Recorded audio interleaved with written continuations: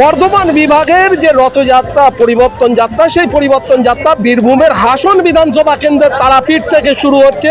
এই রথ, সেই রথকে পুজো করা হয় এবং আরতি দেওয়া হয়। সেই আরতি দেওয়ার পর কিন্তু রথ আস্তে আস্তে রাজপথে এগিয়ে চলেছে, যেখানে রয়েছেন বিজেপির রাজ্য সহ সভাপতি জগন্নাথ চট্টোপাধ্যায়, রয়েছেন বীরভূম জেলা সভাপতি উদয় শঙ্কর ব্যানার্জি, প্রাক্তন জেলা সভাপতি ধ্রুব সাহা। এইভাবেই কিন্তু রথ এগিয়ে চলেছে, যেখান থেকে পুষ্পবৃষ্টি করা হচ্ছে, দলীয় পতাকা নাড়ছেন জেলা সভাপতি।